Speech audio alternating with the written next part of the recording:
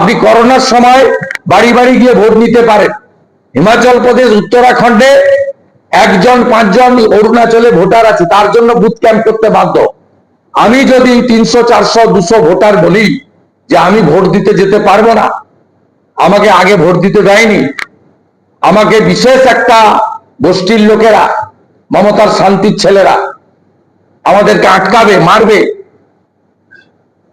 একটা বুথে 400 450 বাড়ি থাকে, 400 450 সিআরপি থাকে নাকি? 6 জন 8 জন থাকে, ডবল বুথে 12 জন থাকে। তাদের দায়িত্বটা, তাদের দায়িত্ব এন্ট্রি পয়েন্টে, বুথের এন্ট্রি পয়েন্টে। আর কিছু হলে কিউআরটি যায়।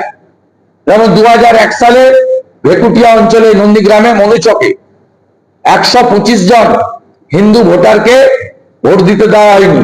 আমি কমপ্লেন করার পরে 2টোর সময় প্যারামিলিটারি ফোর্স তাদেরকে কর্ডন করে বাড়ি থেকে নিয়ে এসে ভোটদান করিয়ে আবার বাড়িতে পৌঁছে দিয়েছে। এগুলো তো স্পেশাল কেস, 2টো 5টা 10টা। আমরা এই অভিজ্ঞতা, যে অভিজ্ঞতা আমরা নিয়েছি 21 এবং 24 জেনারেল ইলেকশন থেকে, তার ভিত্তিতে আমরা দাবি করছি নিরাপত্তার স্বার্থে, ডেমোগ্রাফির স্বার্থে, 21-24 অভিজ্ঞতার স্বার্থে আপনাকে এই ব্যবস্থাগুলো নিতে হবে। আমাদের প্রত্যেকটা ভোটার যেন শান্তিতে উইথ নিরাপত্তা বাড়ি থেকে বেরিয়েছে লাইনে দাঁড়িয়ে ভোট দিয়ে নিরাপদে বাড়ি ফিরতে পারে, এ দায়িত্ব ইলেকশন কমিশনকে নিতে হবে। সেই জন্যই আমরা বলেছি হিন্দু মুসলমান বুথের কথা।